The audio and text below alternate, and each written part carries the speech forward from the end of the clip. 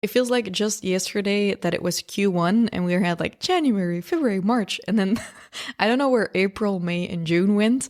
This kind of blows my mind. But so last week I was getting ready to record a bunch of episodes and I had sat down and I had outlined over 9 podcast episodes. I was like, yeah, halfway point of the year, and we do a reset. Let's do some episodes about Instagram and stuff. And then today, for reference, it's now 3 days after my big 200 people event. I was getting ready today in very much slow motion. And I was like, you know what? I want to record an episode about the event, about being nervous, about what I learned, about getting criticized and what to do with that, and just walk you through how all of that went for me. And I also want to tap into a topic that a lot of business owners feel, but that rarely gets talked about online, namely loneliness as an entrepreneur. I think this is often something that we say. It's marketing language like, oh, being a business owner is so lonely. But what does that actually mean? So today is a very open episode. I just basically wrote down a bunch of thoughts and ramblings I want to share with you. And hello to you. It's now July 1st.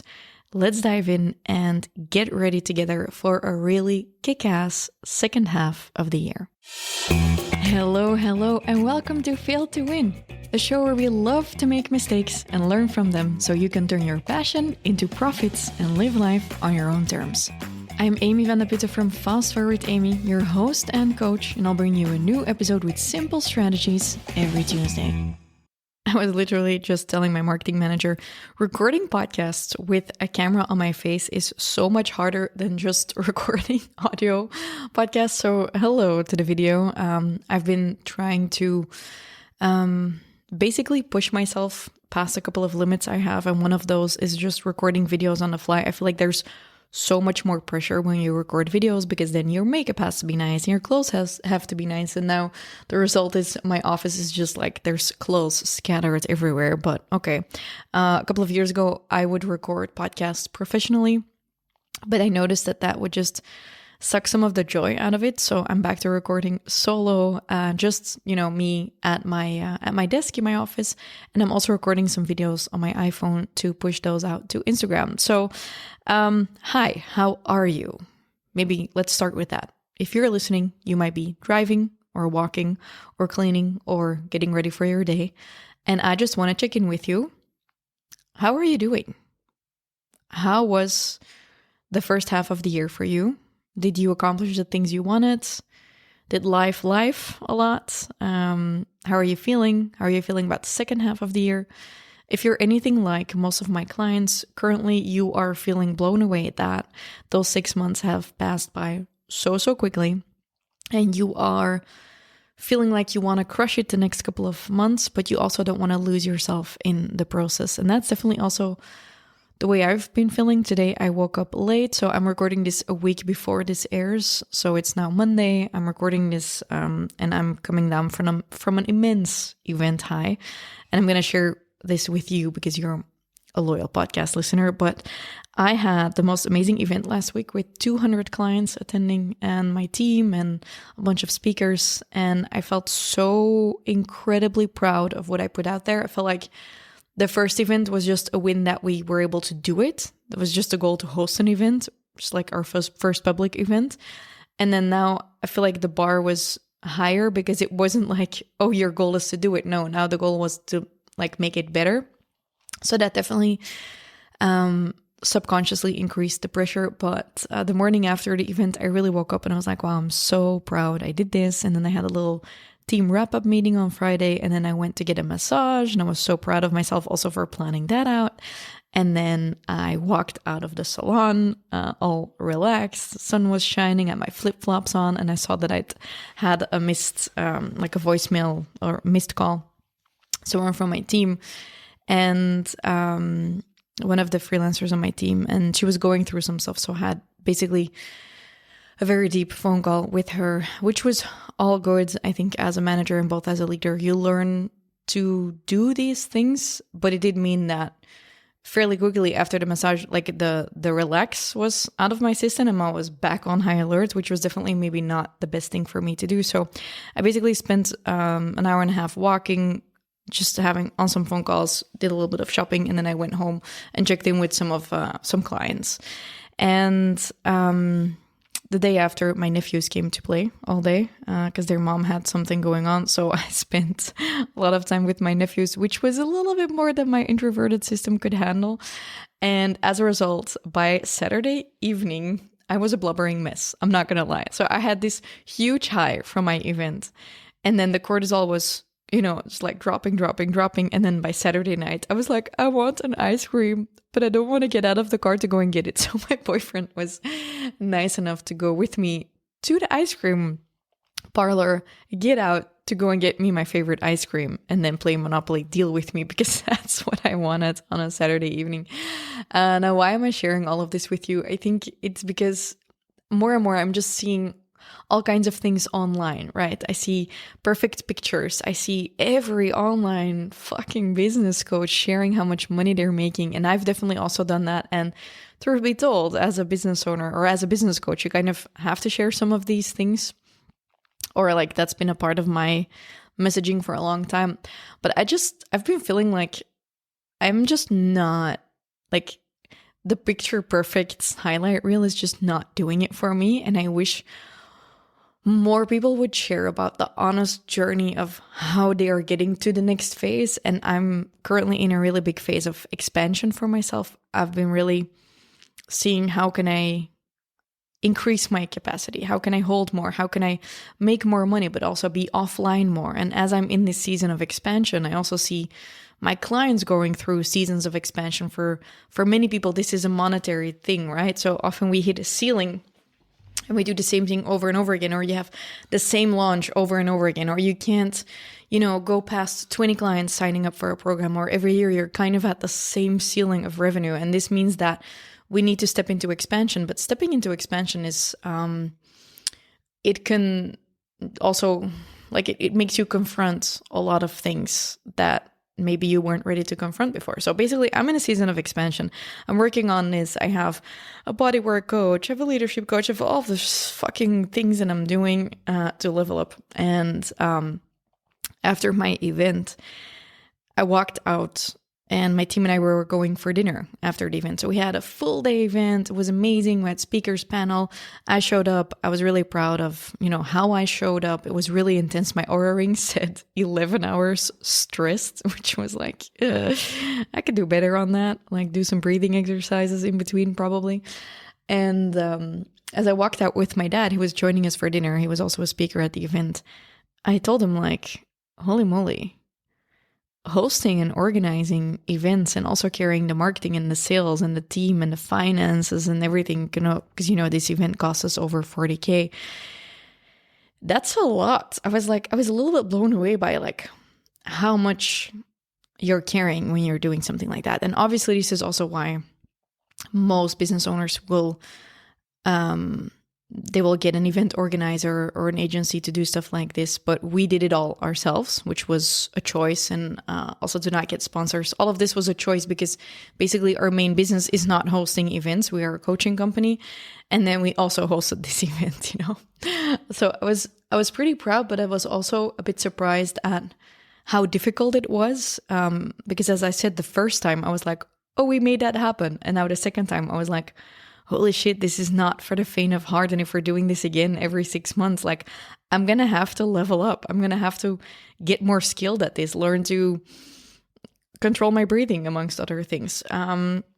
So that happened. And then the days after, it's now Monday, and I feel like I've been pulled through, I don't know, a sledgehammer or like a train ran over me, and I'm feeling pretty good as I'm recording this now, but I went through a lot of emotions in the past couple of days, and throughout the years of pushing myself, of getting out of the comfort zone, I've learned that this is a bit of a cortisol crash, and that I get to learn how to manage this better and better as a high performer, but it's definitely still a work in progress for me. And maybe you're also in a season of, pushing beyond your limits, and you're just wondering of like, how can you push past that comfort zone? So that's why I wanted to share some stuff with you, the real and raw of how I've been feeling. So the first thing is, I think the first time I hosted an event of this size, we had 300 people attend. I was just terrified the days before. up until the point that the night before, I really had to ask myself, like, Amy, what is wrong? Why are you so nervous? And I realized that I was just like terrified that people weren't going to like it. And that then meant they weren't going to like me, because that's like the core wound below that. So I really had to look at that. And this is something you can do too. So I'm going to throw in a couple of exercises for you. Let's say you have something really big you want to do in the upcoming 6 months, and you feel like your intuition is saying no. I think often we switch up intuition and fear of failure, and we think our intuition is telling us not to do something, but it's actually fear of failure trying to hold us safe and holding us back. So for me, it was definitely fear of failure, and it also played up this time. And I remember being in bed 2 days before the event and just like telling my boyfriend, like, why do I do this to myself? Like, this is difficult. You know, it's just like getting over yourself to host a big event like that. And then I actually reminded myself of why I did this. And this is also how I dealt with it the first time, but then it took me longer to realize. So maybe you're venturing into something that's really scary. So I want to share with you how I've dealt with that is, the moment the nerves start taking over and I start feeling really icky, like, oh, this doesn't feel great, I really look at myself and I'm like, okay, what are you really afraid of? And so I realized last time and this time as well, I was really nervous for my pitch. I was really nervous that people weren't going to like it, hence me, or thus me. I don't know how to say that. And when I realized that's what was bothering me, I was like, okay, but why are you hosting this event? And I realized that, you know, it's my purpose and my mission to host events like these because I really want to be an example by showing up, and I want other people to show up for themselves. And so I really stepped into being of service. And I'm doing the same thing today. Like, I wasn't ready to record podcasts today. I'm not ready to talk about personal subjects like everything I'm currently feeling. And I'm like, oh, am I sharing too much? Am I too transparent, too vulnerable? But then I just remind myself, like, why am I here on earth? It's to really lead by example and to show up from a place of service. And that basically helps me through so many nerves, because whenever I'm worried that, you know, we won't make any money from the event, or maybe someone won't like it, I'm just like, if you helped one person, you showed up the way you were supposed to. So this is, I think, one tip. When you're doing something scary, maybe it's launching your first product, maybe it's starting up a second business, maybe it's pivoting your current business with your offer, just like whatever you're doing, starting a podcast, writing a book, remember why you do it. And it's because you want to be of service to people. And I think that helps us through the toughest times. I think sometimes we are not able to do something for ourselves and we postpone when it's just about us. But when we realize that we are here on a mission to serve other people, that's what gets us through the toughest times. So that was that. I showed up all day. Afterwards, I was just like, holy shit, this was difficult. And then, you know, I was on that high. You know how sometimes you're on a high and then you get to a low. So I've learned this is a cortisol crash, and I'm currently working on techniques and routines to manage that. I just shared it on my Instagram, but I realized that 4 years ago, I decided I wanted to get into a really good shape so I could do stuff like this, actually. And I was looking at pictures of myself, me at the event. I was like, wow, you made that happen. You showed up. You are in a good enough shape to do stuff like this. But now I've also realized that I'm in like a second phase where now I am becoming a high performer. And if you are in front of an audience, like some of the greats in the world do, and you host events for hundreds, thousands of people, maybe not one-day events, but multi-day events, this means that you need to be able to recover quickly. And this is something that I don't have figured out yet. So this is like my next phase of my health journey, is to become a really high performer. And that means that my resilience and my recovery are going to have to get even better. And that means managing the cortisol even more. And I'm already really proud of everything I've done in the past couple of years. But it just dawned on me today, I think, as I was working out, all of a sudden I was crying. And it was just because I told my health coach, like, sometimes it's really lonely to do really scary shit. Like, I realized, I love my friends, I love my family, and I have so many people supporting me, but I also feel like it's hard to relate to other people when they're not there in the trenches with you. So a friend of mine actually made a comment, and not necessarily meant in a bad way, but they did make the comment. And they said yeah, I don't get why, basically they said something about when you are speaking, you focus on a technical issue. It was not even about me. It was just when you are speaking, I don't understand why someone would verbalize that something is going wrong behind the scenes, because it's easier not to let your audience know that. And I said but when you are speaking in front of 200 people, it's really difficult to filter out your thoughts. I've had this with webinars as well. When you're doing basically a monologue in front of a 200 people audience, it's really difficult to filter out what you're going to say in your brain when you are basically speaking nonstop and you can't actually take a break because people will notice. So I had a short conversation about that, and I just very calmly told my friend, I was like, you don't know if you would do that because you've never done this. You've never been in front of 200 people in a live audience. And I was thinking about how easy it is to get unsolicited advice and to get criticized for things we're doing. And to be 100% clear, I'm not saying this is criticism. I was just saying this is just a remark. And you've probably had this too. As a business owner, you get a lot of unsolicited advice, or as a mom, people tell you how to do certain things. I also know that in the week before my event, a lot of people were just sending me advice. And I know a lot of this is meant from a good place, but I also noticed I was struggling with it a little bit when certain types of people were giving me advice. So I was thinking about that because I was actually telling my boyfriend, I know this is my trigger. Something is getting triggered and I need to figure out what it is. And today during my workout, it came to me. And I'm really curious if you're going to relate to this as a business owner, athlete, or whatever.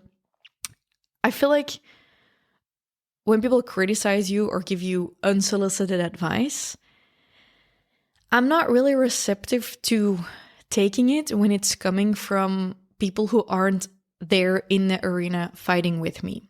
And that's actually also, I think, what feels lonely as an entrepreneur. And this is coming from me still being pretty tired after the event. And I wanted to share this with you because maybe you're also in a phase where you're raising kids, or you're trying to grow your business, or you're trying to start your business, or you're doing something new and it's really, really scary. And then maybe your family tells you how you should do it, or someone tells you to do it in a different way. And I want to share with you, I used to be really upset when people criticized me or gave me unsolicited advice. And I've noticed that I'm far less receptive to it after having done a bunch of really difficult things, like hosting a 200 to 300 people event, which seems a lot easier than it is, if I'm being frank. And hold up, I have to sneeze. 1 second.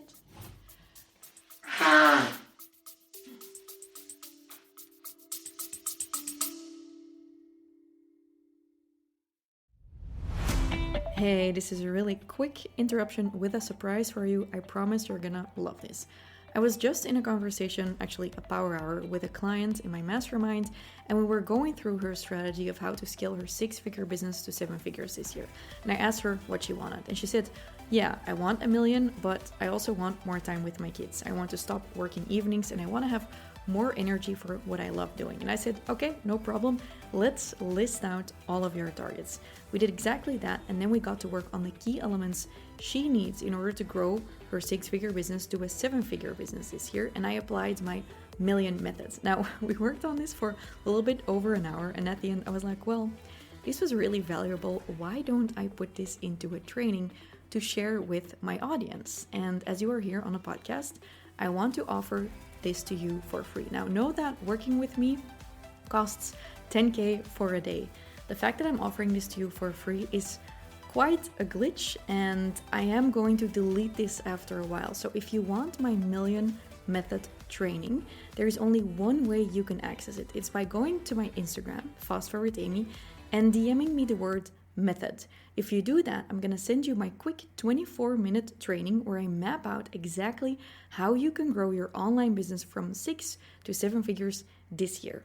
So go to my Instagram, FastForwardAmy, DM me the word method, and I'm gonna send you the link to this really, really exclusive video training. Okay, bye.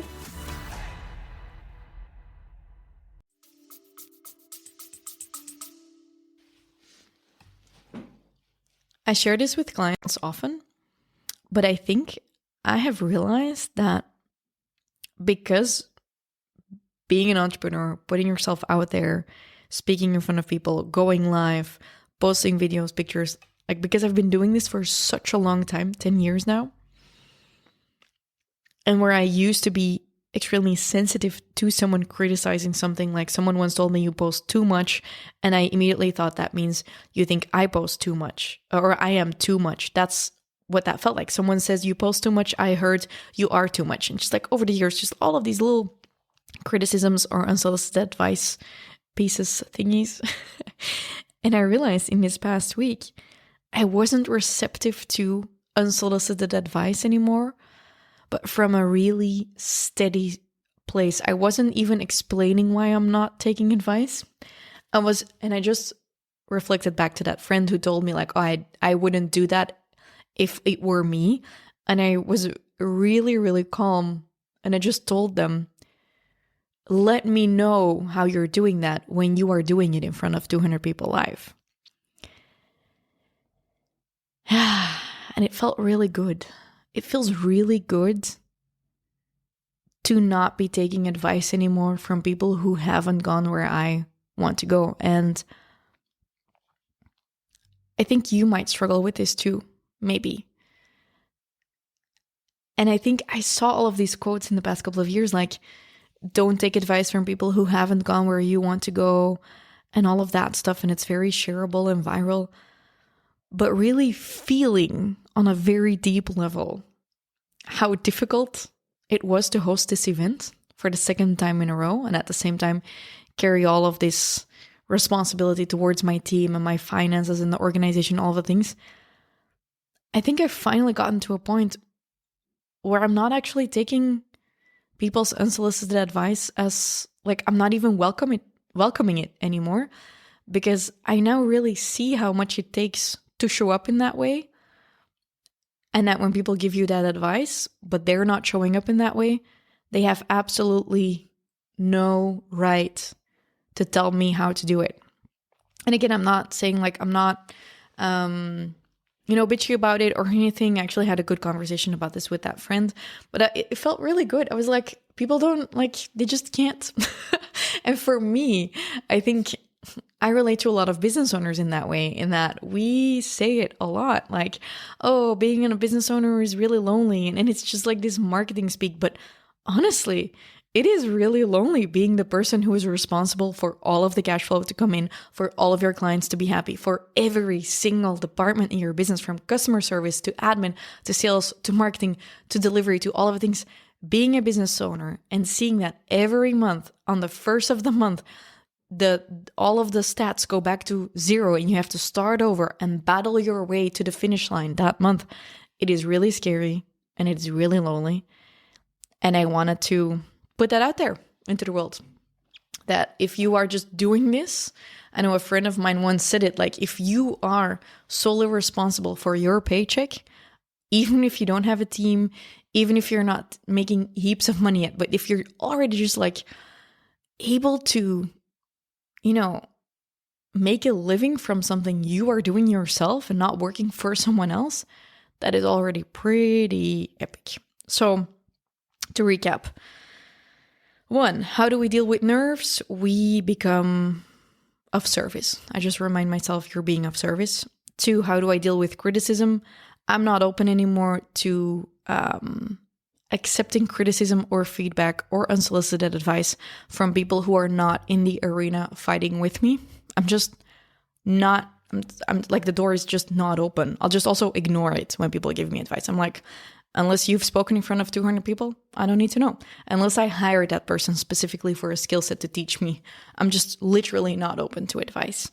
And then 3, how do we deal with loneliness as business owners? What really helped for me is just to speak to like-minded business owners. And this is also why I feel so incredibly passionate about hosting events like these and setting up a community inside of our online business club where you get to bring entrepreneurs together, because we need to reach out to people who get it, because it is lonely. Just like there are other occupations and situations that are lonely, like being a mom is lonely and stuff like that. For me, it's just like being a business owner, being a boss who's responsible for so many people's paychecks and just like clients being satisfied. It's just lonely. And I think it pays off to reach out to people who get it. And I think if you're an entrepreneur and you're here and you're listening to my podcast, and I don't really care if you sign up for a coaching or a mastermind with me or someone else. I'm just here to say you need to make sure you're not too lonely and that you are surrounded by people who actually get what you're doing, and that you're surrounded by people who also are in the arena fighting with you. Because I do think otherwise it gets to be too lonely. At least that's what it feels like for me. Yeah. I don't know if any of this episode made any sense. I'm just like, do we relate to this? Do we think I'm an asshole for pointing all of this out? Does any of this make sense? I'm really curious to hear from you. And that brings me to, hello, it's now the mid-year point of the year. And I want to invite you together with me to really think about what it is that you want for yourself in the upcoming 6 months and how you're going to give that to yourself. So for me, I wrote down a couple of things in my journal. I wrote down that I want more rest, and I wrote down 3 really big things I need to do in order to give myself that rest. One is a really kick-ass plan, because I know just like planning is the beginning of everything. Then 2, decisions. So this is something I see a lot of business owners postpone, is like I'm going to launch that thing, but I don't know the price, or I don't know the name, or I don't know the branding. And so every time you don't decide something, everything stays a little bit wobbly. And then for me, 3 is a really good prep. So I'm a visionary entrepreneur. Prepping and planning are not a skill set I inherently had. I really had to build this, and I'm still building it. But for me, just like debriefing my week, planning my week, making sure every task has a spot in my calendar and my to-do list, it just really changes the game for me. And yeah, I'm just going to challenge myself in the next 6 months to achieve even bigger things. I think we're going to be hosting another event the 25th of November. The date isn't set yet, but that's like our save the dates. If you want to get on the wait list, by the way, I do want to make this the biggest one yet. So we had 1, which was our test, 2, which was, let's say, our proof of concept maybe. And now number 3 for me needs to be the big one, or I want it to be the big one. And I also want that because I want to build this skill set. And I know people are already really happy. All of the attendees, they were really satisfied, but I just want to, I want to do this. I want to be able to speak on a stage in front of 500 people confidently. So if you want to be there, 25th of November, I think we're going to do it. If you want to get on the wait list, just go to FastForwardAmy on Instagram and DM me the word perfect, and I'll send you the wait list. I'd love to see you there. And then in the meantime, as it's now July, I was saying a bunch of things about inviting you for this second half of the year. Yeah, whatever I was saying, I wanted to say I also prepared something with my team. And it's actually not necessarily anything to do with what we were just talking about, but something I did to myself. Let me explain. So a couple of months ago, I sat down and I was helping out a client who said, my Instagram isn't growing and my lead gen isn't working. And I said, let me look. And then I look at her profile and I could immediately see what was wrong. But I was thinking, I want my clients to have a way of identifying why things aren't working. So I wrote out a prompt. I spent like 2 or 3 hours on perfecting this. And it's basically an Instagram roast where you can upload your profile and a bunch of screenshots of your profile. And if you add the roast, it's going to tell you how to basically Instagram proof your whole account. And basically it told me I was being vanilla. which was funny, but also true. Like my hooks weren't strong enough. My content wasn't strong enough. Everything looked the same way. So now I'm actually stepping into this era of showing up in a bigger way, creating new branding for myself, all of that stuff. But I wanted to gift you this audit that you can do yourself. So if you DM me the word InstaProof, all one word, and just send me that on Instagram on FastForwardAmy, or you go to the link in the description, I'm going to get you the roast prompt, and then you can just apply that. It's going to take you less than 5 minutes to do it all. You just take a couple of screenshots of your profile, you add the prompt, and you're going to be able to roast your own feed and get a couple of really good pointers out of this of how to improve your bio, your highlights, your pinned posts, your layouts of everything. And it's going to help you get new followers and get new leads who will be just like ecstatic and want to buy from you. So that's my gift to you to kick off this second half of the year. I hope you'll go and grab it. And I hope some of this episode made sense to you. And let me know, by the way, big question.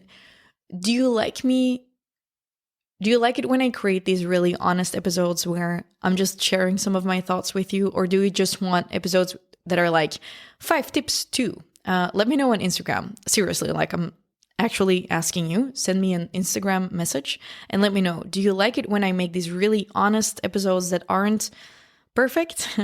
Or would you rather I create these episodes that are like 5 tips to grow your Instagram? Let's go. Or would you like both? Let me know and talk to you next week. Bye.